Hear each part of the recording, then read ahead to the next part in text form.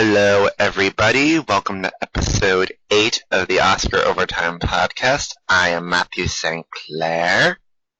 And I am Daniel Bayer. Matt, Yes. do you want to play hide and clap?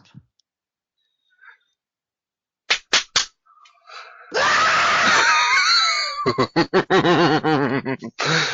my god! My arms are shaking just thinking about that scene.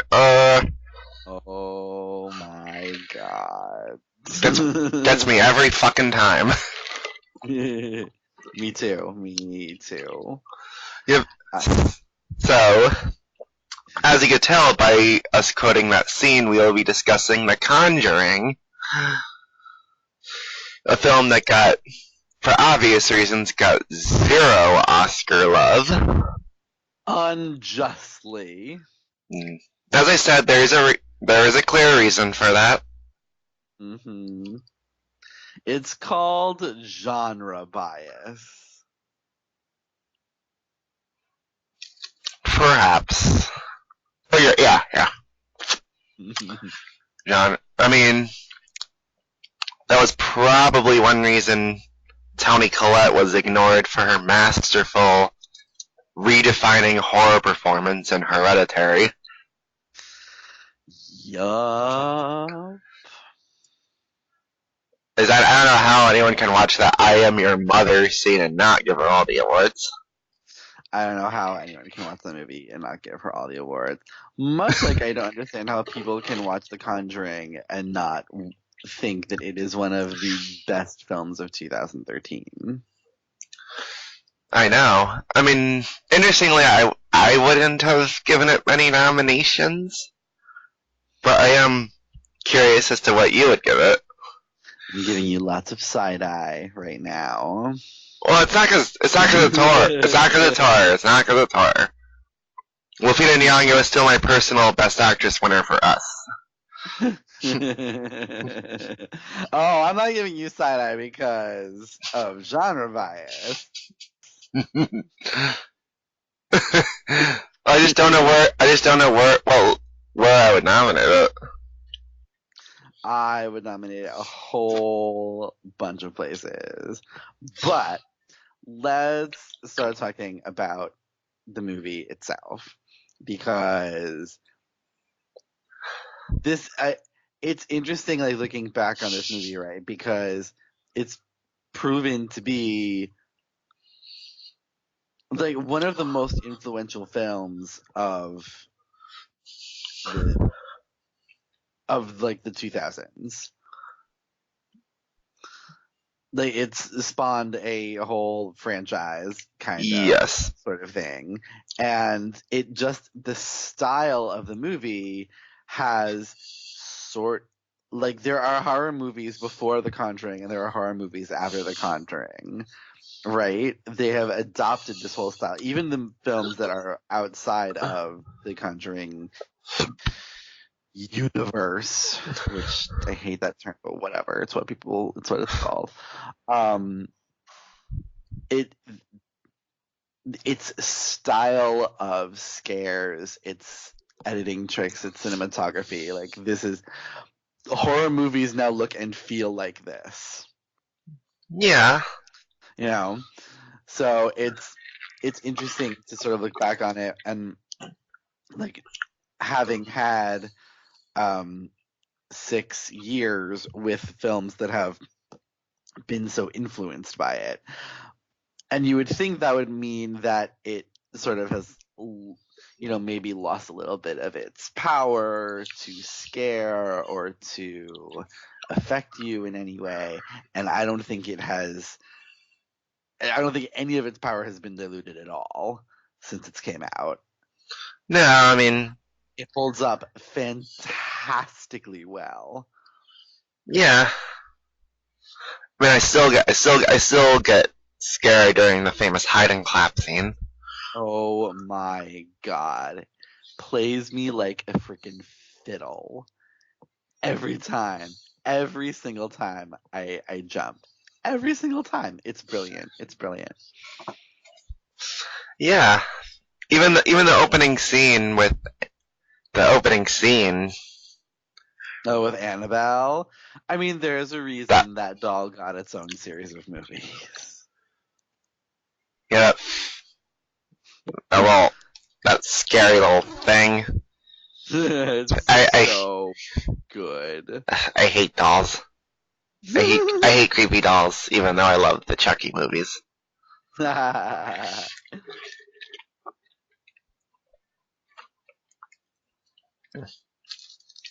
But so if I had to, so I'm still trying to think of where I would nominate this film. Okay, so I'll start. Go ahead. Go ahead. I mean, first of all, so James Wan, who directed this, and I'll be honest, I don't think anyone, given his history before The Conjuring, I don't think anyone was expecting him to do anything nearly this good. Oh, His filmography just, I mean, Insidious, fine, but I mean, Dead Silence. I liked it. Even Saw, like, I'm a Dead Silence defender. but it's not like I don't like those movies are range from like fine to very good, but I don't think any of them like quite presage like just the I'm going to say, and it's going to sound, it's a strange word to apply to this movie, but the elegance of The Conjuring. Like, it has a very sort of like, I mean, I know it takes place in the 70s, but like it has, in general, a very sort of throwback feel that is, especially compared to other horror films of that time, where like it's very elegant. It's not, a lot of really choppy, fast editing and musical stings and jump scares in Right. the way that jump scares were being used back then. I think some of the film's strongest elements are its cinematography and its editing. The way James Wan and the cinematographer John R. Leonetti, the way they use the frame to trick you into looking exactly where they want you to look so that you're not looking at where the scare is going to come from is kind of brilliant. Yeah. Right? And likewise, the way they edit the film also works on that. I mean, like, it's one of the reasons why the hide and clap scene works so well is that it gets you into a rhythm and then breaks it at just the right moment. Yep, absolutely. And I know these were like major categories this year, both cinematography and editing, but it would make both of my lineups for them quite easily. Well, given the actual 5 in editing, 12 Years a Slave, American Hustle, Captain Phillips, Dallas Buyers Club, and Gravity, well, there's no doubt it would have placed Dallas Buyers Club. It's a movie. Yeah. It's a movie that's about 2 hours long, and it feels like 2 hours and 20 minutes. You're talking about Dallas Buyers Club. Yes, yeah. Yeah. I would easily replace Dallas Buyers Club with this. Oh, very, very easily. I mean, it's not the only nomination. It's not the only nomination. That's not the only category I'd replace Dallas Buyers Club, but that's just me. Look, Dallas Buyers Club is a fine movie. Yeah. But best editing is maybe a bit much. Yep. just like Best Picture. It's a bit much. It's a bit much. Anyhow. And honestly, best cinematography, I would put this in over Nebraska in a heartbeat. Yeah. No, I wouldn't want to replace Prisoners. Because that. Yeah. I know part of the nomination is Roger Deakins, but it is Prisoners is a beautifully shot movie. Yes. And Inside Llewyn Davis, definitely not. I would maybe even replace Inside Llewyn Davis with this. Maybe. I don't wanna. But I would definitely put it in over Nebraska. Yes. Gravity and the Grandmaster, I'm not touching at all. And Prisoners is a very solid third. Yeah. But I think this absolutely deserves a place. I mean, even just for there's that one tracking shot that follows the family all through the house, like not long after they move in. When oh god, when that song is playing. The time of the season? Yeah, time of the season. That is so good. Yeah. Yeah, and of course, obviously, that hide and clap shot is spectacular. Yeah. Yeah. I will say, I want to make the case for Vera Farmiga in Best Actress. I would love to make the case for Vera Farmiga in Best Actress. It's not the first time I would make the case for her in Best Actress for a horror film, because I thought she was also brilliant in Orphan. But I want to at least put her in my top 10. It's such the problem is it's such a good year in the acting categories. She just miss.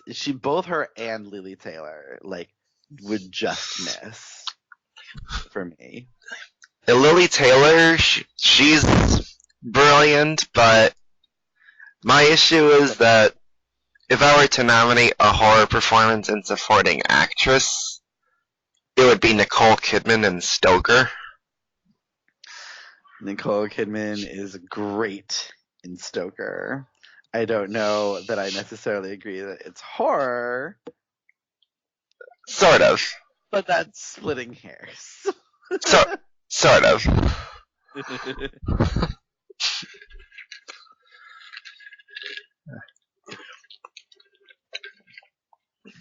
Yeah,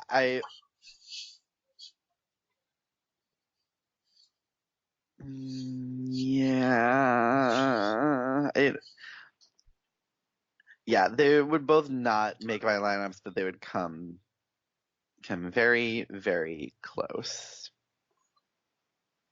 Yeah. Very close. Yeah, and I don't. The interesting thing is, I don't think any of the men would. No. Not even. No, not at all. I mean, I guess I can nominate Patrick Wilson just for existing. just for existing, but. And not that he's not good in this. No. Meh. And same with Ron Livingston. I like Ron Livingston, but Yeah. that just isn't enough. No, there's not enough there. No. Although the two of them have, like, the scene between the two of them is that's kind of late in the movie is one of my favorite scenes in the film, Yeah. actually, and they're both really, really good in it. But yeah, I think there's just a lot more this year. There was a lot more standout work. Like, everyone here is doing, like, they're they're doing really top of the line stuff. Yeah. But there was so much, like, really standout work, and this is the sort of movie that you give, like, a best ensemble nomination to because everyone is so solid. Yes. Like, Even they're all working together as a unit so well, like, in service of the movie. even the actresses who play the daughters. Are so good. Yes. Yes. Yeah. Especially Joey King. Yes. Yes. I love Joey King is so good. They're all great. Mackenzie Foy. Yeah, they're all great. I know. Mhm. Which brings me to actually the next nomination that I would give this movie, which is Best Production Design. Interesting. Because that house. Yes. That house is one of the great movie locations that I can think of, certainly in recent memory. And the design of the house, from the outside is great, but it's really the inside. Like, everything is so period appropriate, but not just period appropriate. Like, it's appropriate specifically to the Perrin family. Like, everything feels, like, these weren't rich people. They were very, like, middle class, and the house was, meant to be the sort of fixer-upper. And everything that you see in that house works to paint the picture of who this family is and where they are in their lives. Right. And it is this sort of, like, just very subtle work that people don't that often gets lost amidst, like, the really, big showy stuff. Like, this year, for example, like The Great Gatsby. Yeah. And I love The Great Gatsby, don't get me wrong, but, like, this is the kind of movie that doesn't get noticed amongst, like, bigger, louder movies in that category. Well, if we had to replace, so the nominees for production design were Well, 12 Years a Slave, American Hustle, Gravity, The Great Gatsby, and Her. Mm-hmm. Probably American Hustle. So I don't get the. I would consider replacing American Hustle. Honestly, I would replace Gravity. True. This is one of those classic, like, I love Gravity, but I don't understand what it's doing in this category. Like, it's another space station / spaceship, and, like, there have been many of those throughout the years, and none of them, like, they're pretty much all look the same. Well, I'm not replacing Her. Her should have won this year. Yes. No disrespect to Catherine Martin. We stan Catherine Martin. Yep. Or CM, Yes. as Kate Blanchett calls her. Yes. CM. But Her is freaking brilliant in its production design on every level. I think that in many ways, The Conjuring is almost just as brilliant as her in terms of how well it evokes a very specific time and place. Yeah, I didn't think. Plus, in addition to like the house, which, okay, that that closet or the armoire, Ah, you know the one I'm talking about? I bite. Oh. The other one that features very heavily in Hide and Clap Yeah, is fantastic because like it looks just malevolent enough. yeah, It looks like something that you would buy and because it looks nice or something that you would have, right? But then set the lighting up in just a certain way and it looks scary as hell. yes. Perfect piece of design. Also, and I always forget this, the Warrens' haunted room.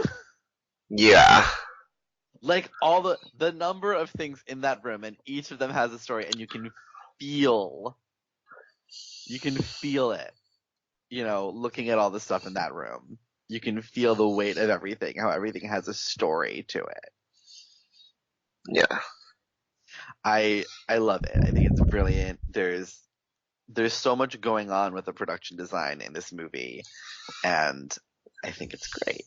I did not think of it that way. But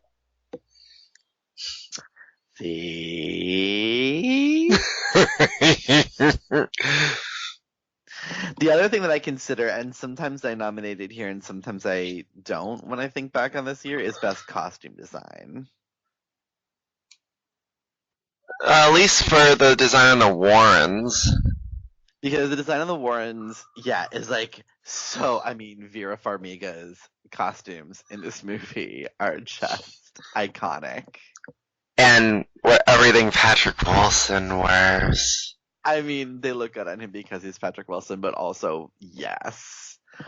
But also, like, again, like, it's sort of a piece with the production design and how everything in this movie feels like the very specific time and place. Like, everything they wear feels appropriate to the period, but also to, like, their economic standing within that period. You know, like, this isn't just, like, normal 70s wear. This is what a family of 6 could afford Yeah. in the and oh Lord, when does it take place? In 1971. Uh, I went in 2013. I nominated it for costume design. Now looking back on that year, I don't know that I necessarily would. But there are other times when I think that I might.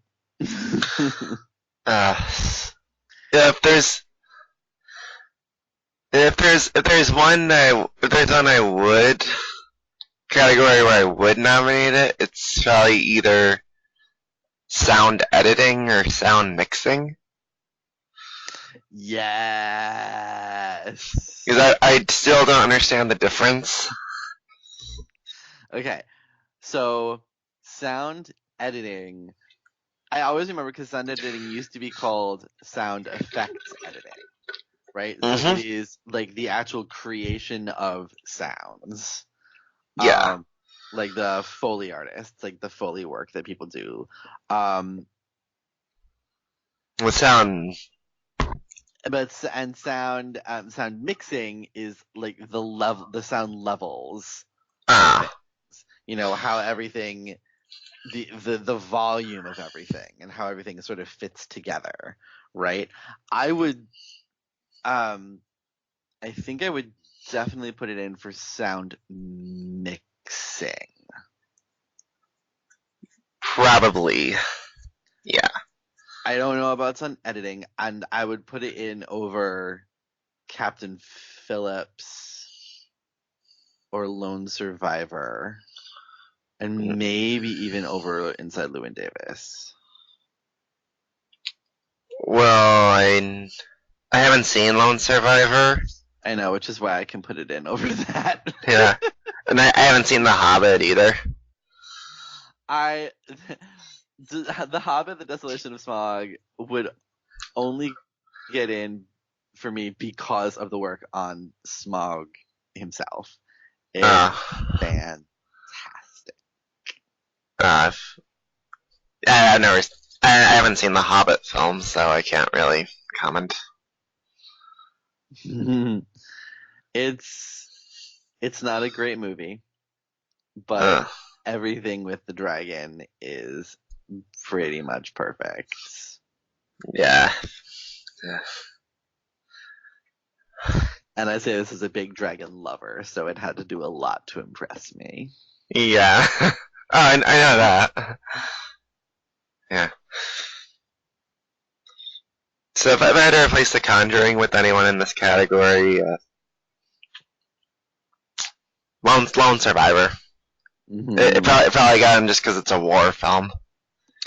Yeah, and as lots of war films tend to do in this category. Yeah.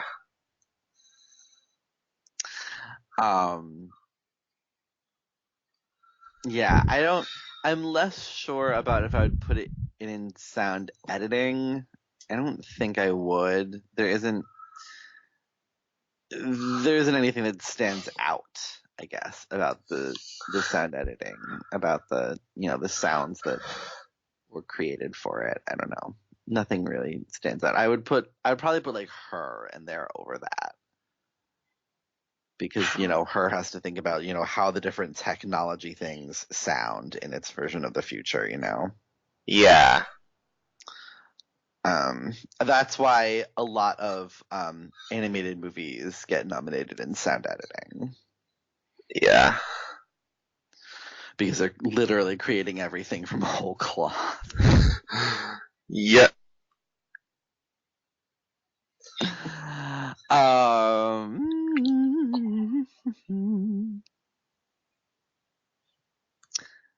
Where else?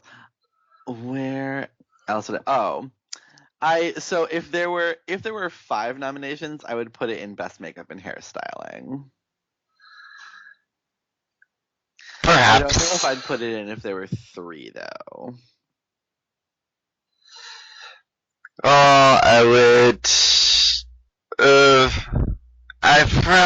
If I were to put it in makeup, I'd probably replace it with anybody. I mean, any film in this category, I guess. Because this category is such a joke.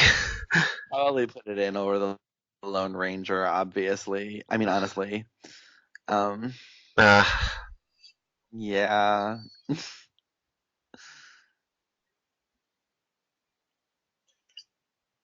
Perhaps. But I don't know. But even at that, I think I would put like I'd probably put American Hustle in before I would this. Just for Amy Adams. You mean Explosion at the Wig Factory? Yes. Those are some wigs. I mean, I love Bradley Cooper's hair in that movie so much.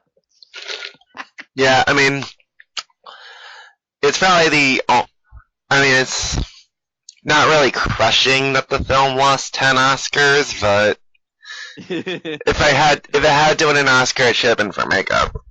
Absolutely.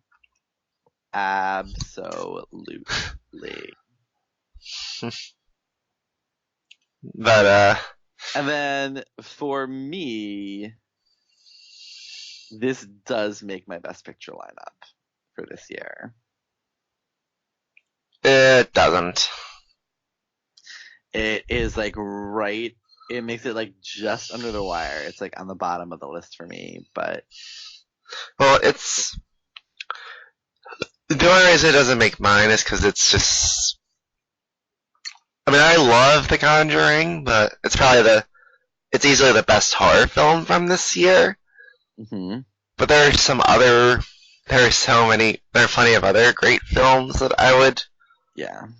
Like even stories we tell. Mm-hmm.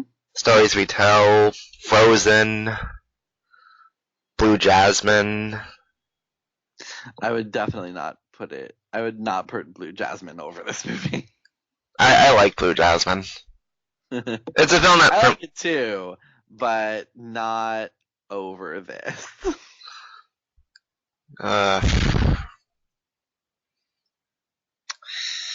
Even Inside Llewyn Davis. Inside Llewyn Davis would come just under this for me. But if I were to put it in the actual Best Picture lineup, in the Best Picture 9, Mm-hmm. you can probably guess which one I'd put it in over. Dallas Buyers Club. That's your final answer? Yes. Ding! I mean, I guess never. I guess I would replace I would put it over Nebraska as well. But It would definitely knock out Philomena for me. I don't hate Philomena, but Best Picture. yeah, Yeah. I don't particularly care for Philomena. I thought it was kind of a big old nothing of a movie. But it's like, it's nice. Yeah. I just think, like, one of the reasons that The Conjuring gets so much love from me this year is that, like, it's a very artfully done film. Yeah. Like, and that's kind of rare in the world of horror. And it was certainly even more rare in 2013. People, think of horror and they generally associate it with, kind of schlock a lot of the time, which is very unfair because, some of the great movies are horror movies. I mean, The Exorcist, Carrie, Psycho. Like, these are some of the greatest films ever made. But they didn't. But they got the shaft because, well, horror. And if I'm being even Scream. Yes, Scream is a fantastic movie. I mean, look at Wes Craven's basically like everything he ever did, right? Like, Right. a lot of some of it is kind of, you could call it schlock, but like a lot of it is just really solid stuff, and it gets no love. And even I know people will give me crap for this, but the Blair Witch Project. Oh God, yes, the Blair Witch Project. God, yes. I mean, talk about something that is influential, right? Yep, It basically kickstarted the whole found footage thing, even though it was not the first. Like, there's no denying that anything that came in its wake was influenced by that, and it is a fantastic freaking movie. Yeah. Alien. Yes. Oh my God, yes. Alien is fantastic. The Sixth Sense, very, very well-made movie. Yeah, but thankfully it was nominated. It was nominated for Best Picture. It was one of the very few horror films to achieve that. I mean, Hereditary. Suspiria, even though I'm very much alone in that. Which, the new one? Yeah, the new one. But the old one too, kind of. Like, yeah. The one from the 70s, like the production design, the cinematography. Come on. The score!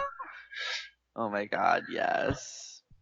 Or, and I fear I'm going to say the same thing about Us. Yep. Yeah, I mean, as of now, Us is easily one of the best movies of the year.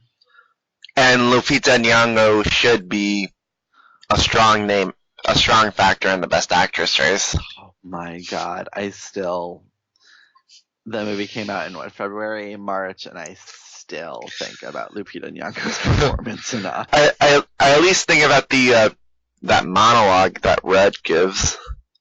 Mm-hmm. The one about the princess who lived. Story. Yeah. Yeah. So good. So good. And the other game, Rosemary's Baby. Right! Rosemary's Baby. Come on, people. Come on. Black Swan. Yeah, Black Swan, which also luckily got the Best Picture nomination. But like, I feel like so often, like, the issue with horror movies, like, they have to have this sort of pedigree, right, to even be taken seriously by the Oscars. Or like, you have to have been a director that has previously gotten noticed by the establishment before. Or a film that's a quasi horror film. Yes, that's not straight up horror. That is, Or it has to be or it has to be on the thriller end. Or it has to be labeled as important. Yes. Like Get Out, which is a scathing critique of liberal racism. Right. I mean, that is horror satire. Right? Exactly. And whereas Hereditary was horror. And also just like fucking drama. Yeah, it's like, that is a family drama. Yep. Depression and grief. And anxiety. That would make that movie hard to sit through. What was it? That is what makes that movie hard to sit through. Not any like gore or traditional scares, but the fact that it's just so like, it burrows so deep into that depression. Yes.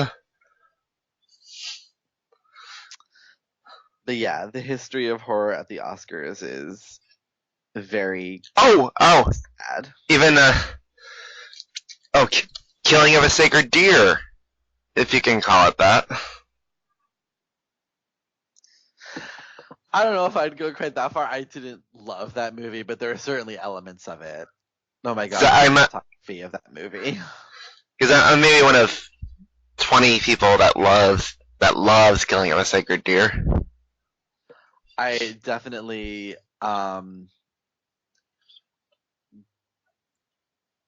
what's his name? Barry Keoghan, yeah, should have been nominated for Best Supporting Actor. Along with Nicole Kidman in Supporting Actress. Chilling stuff. If going back to Nicole Kidman in horror. The Others, right? The Others, come on, people.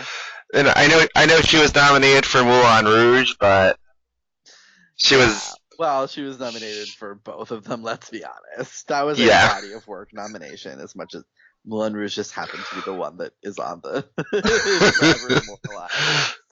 Yes. Oh, Mother. Yes.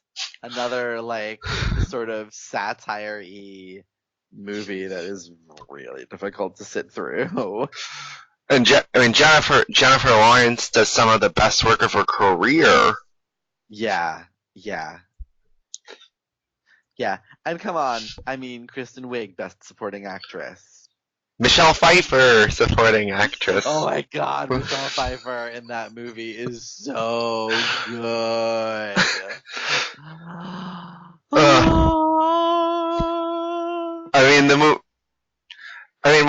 The one scene from that film I can never stop thinking about is the one where she's prodding, her character is prodding Mother for the fact that she doesn't have kids. Oh my god.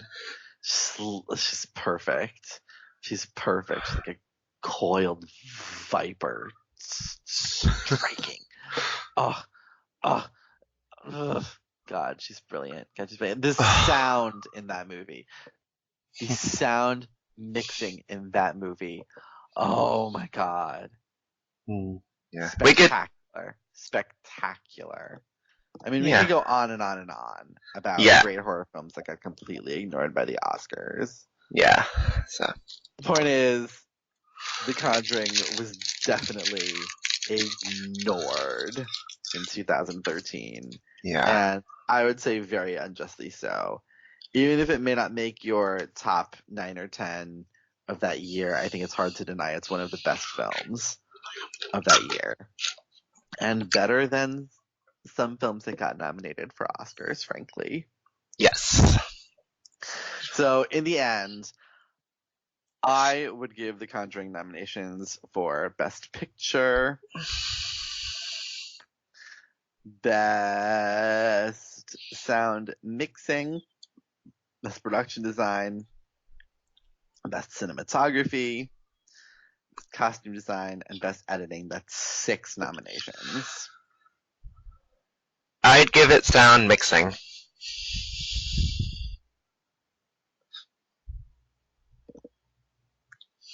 And that's kind of it. I'm sorry. I told you I wasn't gonna. I mean, you say, what would you nominate for Best Production Design that year? I don't even know. Uh-huh. Okay, actually no. It's sound mixing and makeup and hairstyling. Okay. I'm still giving you the side eye on Best Production Design. That's fair. Like I said, I can't remember I'm unclear. I'm unsure what I would nominate. Oh, sure. I am. I don't believe you. But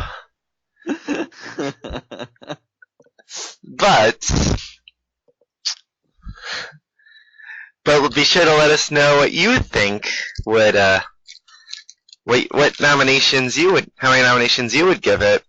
Do you agree with? Are you on? Do you agree with me? Do you agree more with Matt that it deserved maybe 1 or 2? Or do you agree with Do you Dan? agree with me that it was completely robbed and deserved at least 5 or 6? But and that also concludes our 2013 series. Yes.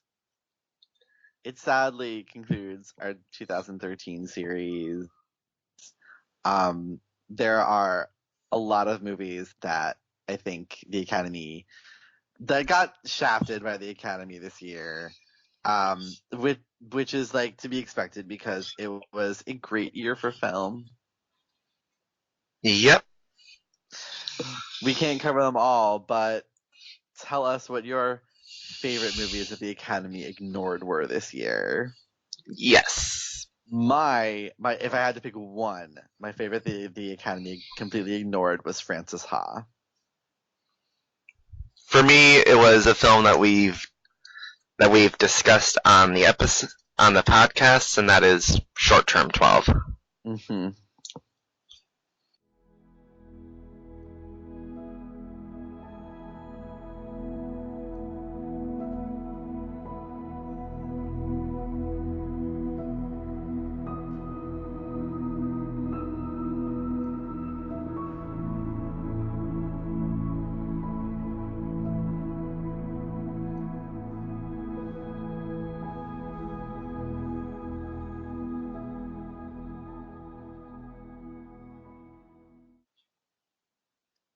Alright, so now that Dan and I underwent our main topic, it's time to give an overview of what we've been watching since our last episode. So, over this weekend, I got to go see Yesterday. I missed that this weekend, unfortunately, but I still really want to see it. It's alright. I mean, I did like the concept. Mm-hmm. A world where nobody knows who the Beatles are except for our main character. Mm-hmm. I think it's a brilliant concept. However, I feel like it gets sidelined in favor of a cliched romantic story. It's about the about the with Lily James as the friend-zoned love interest who's always been the one person that believes in her. Who's always been the one person that believes in our protagonist who tries to be something more than who he is. I feel like I've seen that before. Yeah, well, it's it's Richard Curtis who does what he does very well, but pretty much does what he does and nothing else. But that being said, though, I thought Himesh Patel, who plays our main protagonist, Yeah. he was quite terrific. And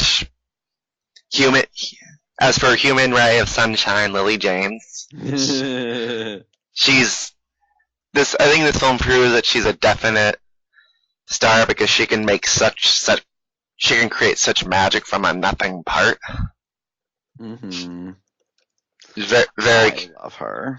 She's very charismatic. And also, I even liked Kate McKinnon. Even if it seems a bit like a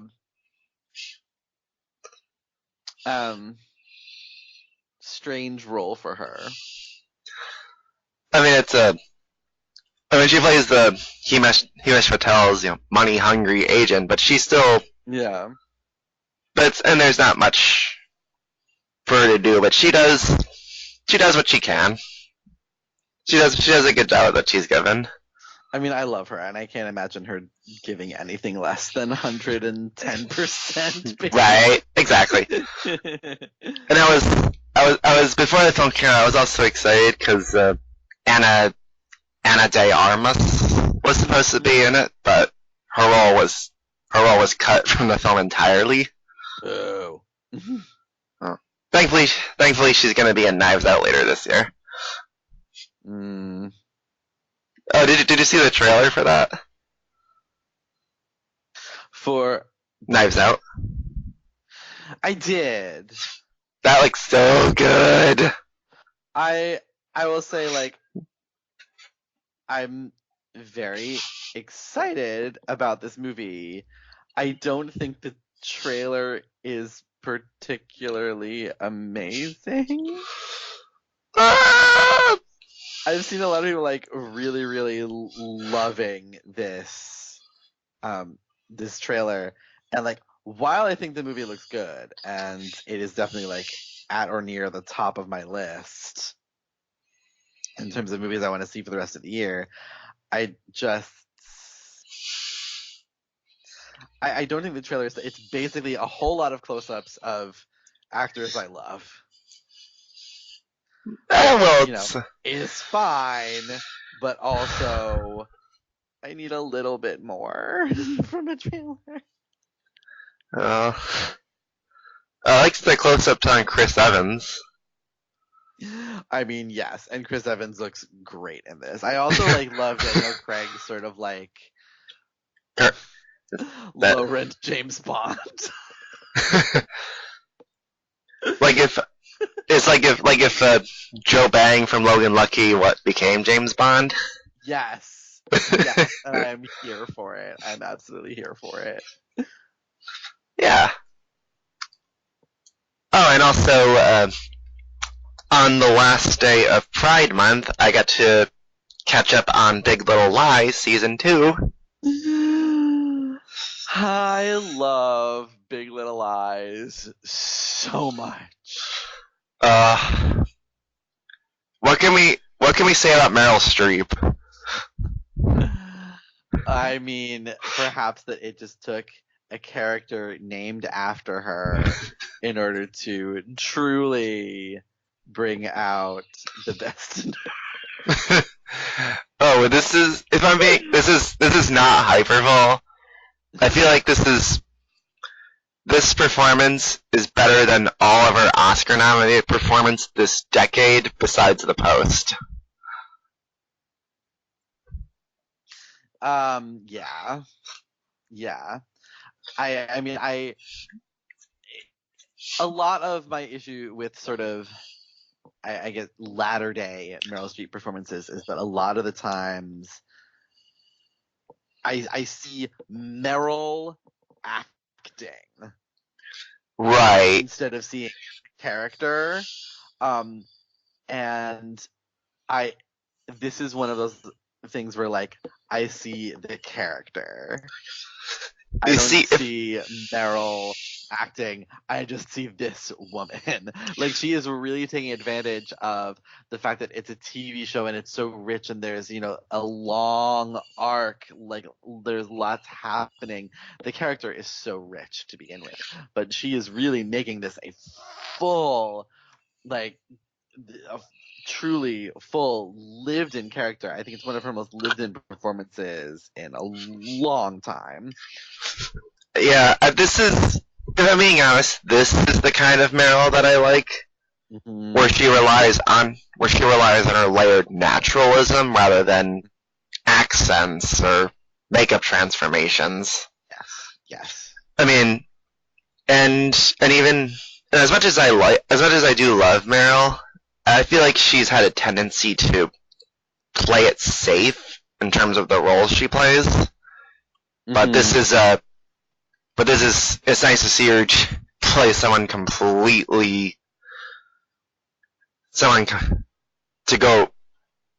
to see her not only play an antagonist, but really she is going for it.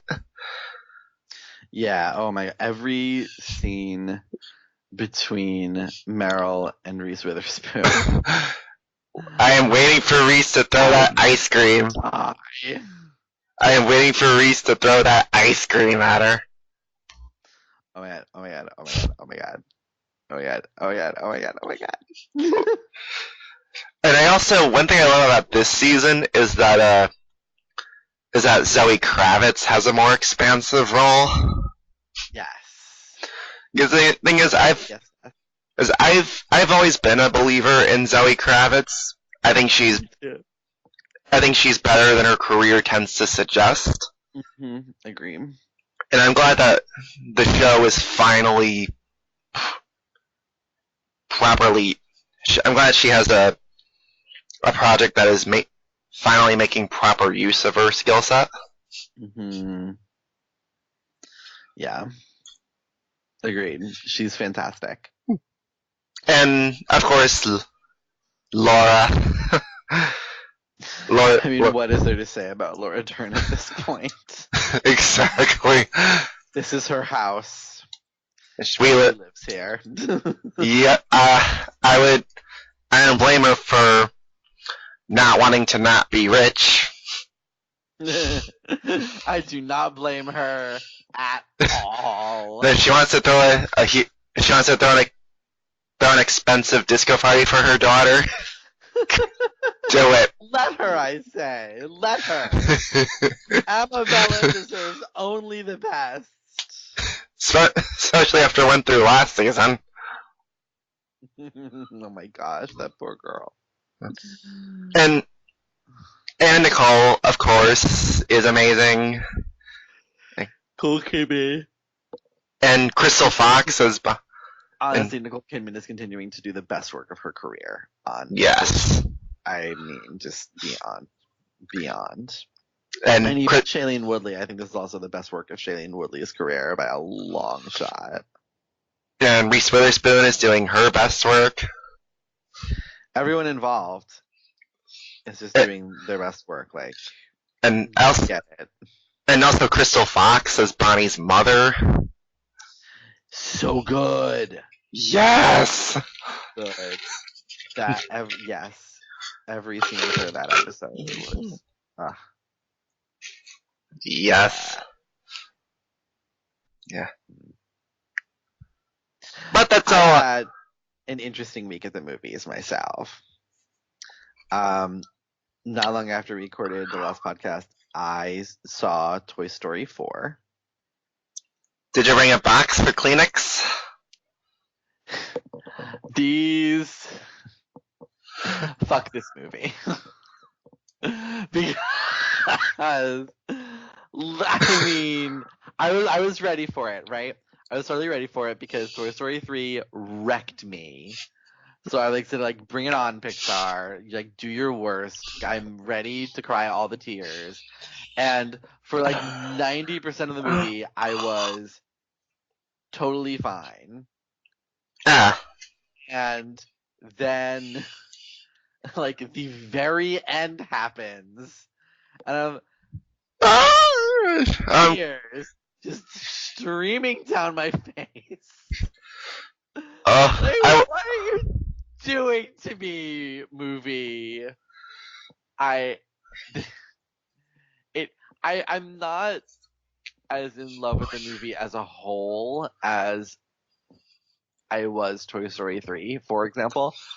I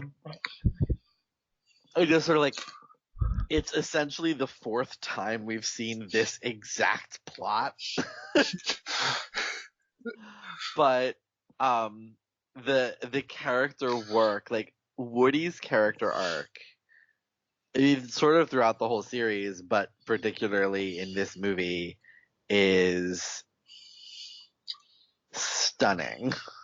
Yes. I was not expecting it at all. And I love it continue these movies just continue to have the best characters. And we also have some great new ones here too. Oh my god, Gabby Gabby broke my heart. again, that was just her character arc in this movie. It was so fantastic. And Key and Peele. Key and Peele as Ducky and Bunny completely stole the show. And oh my god, I love them so much. And of course, Keanu. Oh right, Duke Kaboom! Kaboom! I would watch a whole movie about Duke Kaboom. I really, really would. But also Forky. Forky, right? Fucking Forky, man. Oh my god. Oh my god, Forky. I mean, one of the things that Toy Story movies have always been great at is casting. And Tony Hale, there's no one else you can cast in this part, right? Other than Tony Hale, because he's so perfect. He's so perfect for it. Just walking out of the movie, I just keep going, trash, trash, trash. The scene where he keeps that montage where he keeps trying to throw himself out in the trash. It's so funny and so well done, and I'm in love with it. It was interesting because there are so many points in the movie where the backgrounds and the settings look photorealistic, and then the humans come on, or other characters come on, and they don't fit. Because that's where it's kind of cartoony, is in the character design, but everything else looks it's practically real. So that was I think my one my biggest issue with it, but not an issue at all. Yeah. But yeah, other than the fact that the plot is sort of been there, done that for these movies, but I mean, it's when the end works that well, I can't, you know, I can't do anything but love it. Yeah. And then I also saw two movies that are opening soon, very soon. I saw uh, Stuber, which Oh. opens next week, and was so much better than I was expecting. Like, it's genuinely funny. It is so funny. Kumail Nanjiani and Dave Bautista have amazing odd couple chemistry, and like they're both of them are really really funny. And the last thing, the absolute last thing I would have ever expected from, I mean, any mainstream comedy, but particularly this one, based on the marketing, was for it to turn into a like very serious consideration of different forms of masculinity and what makes a man. Wow. I I was like, how am I watching this right now? yeah, Like, and why is this in this movie? And it was done really well. Like I was shocked. I was shocked. And like, yeah, it's sort of like, it's a mainstream Hollywood studio comedy in many, many ways. It's formulaic and it's, kind of a bit bland visually, but like, it's funny. And really, when it comes to a comedy, that's all I want. I just want it to be funny. I want it to make me laugh. And this made me laugh a whole lot. what's good? Yeah, I it's not a great movie, but I would recommend people to go see it. yeah. No, it's glad I'm glad you guys. I actually got invited to a screening for that, but but I couldn't. The life got in the way, so I couldn't go. I would definitely go when it opens next week. Like, it's worth it. Yeah, Definitely. and yeah. And then I saw something that immediately shot to near the top of my list of favorite movies for this year. Brittany runs a marathon. Oh, I missed that Sundance. Jillian Bell is fan-flippin-tastic in this. She is so good. So I've been a huge fan of hers since 22 Jump Street. I just think she's, has a really unique comic sensibility and has really sort of been underserved by Hollywood since then. And this Yeah. is a true, like, breakout, star-making performance. She's so good. The the script is very funny and very witty and very sharp, but also like very, very concerned with character. I mean, it's essentially about, about how this woman changed her whole life. Like Mhm. she starts running because she goes to visit the doctor, and the doctor says, like, I'm really worried about your high blood pressure, and you could die very young if you don't do something about, if you don't make a life change. And but it's not just about getting healthy or getting skinnier. It's really about changing her life, changing her energy, changing how involved she is in her own life. Like, just like stepping up and taking action and responsibility. And it's a really, really well thought out and well structured character arc. And Jillian Bell,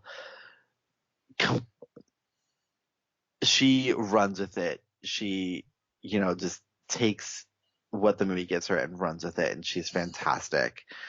She, on top of the fact that she's so funny, she's also like, she's great with the more dramatic stuff and making Brittany feel completely 100% relatable. I mean, by, I don't know, maybe 20 minutes in, she already felt like, a really close friend. Oh, nice. And it's just like the movie has that sort of like love of all its characters, but like in a way that like just makes you feel like these are people just living their lives. Like it is like, kind of heightened like the way you have to be for a movie, but it also feels like a lot like these people are just living. Like these people. These feel like people and that you've seen in life and are friends with. The entire cast is great. I still think people who run marathons are more than a little bit crazy. But by the end of the movie, I totally felt like, hey, maybe I should run the marathon. Yeah. And that is not something that I am ever going to do in my life, ever. Yeah, me. But like the fact that this movie made me feel like I could, and that it wasn't like that really speaks to how good this is. And it's a total like old fashioned crowd pleaser of a movie, and it earns every bit of the cheers that you give by the end, and the tears and the laughs and everything. And I can't recommend it highly enough. It's super enjoyable, and I really hope that people go to see it in theaters because it deserves a big audience. I can't wait to finally see it. It's great.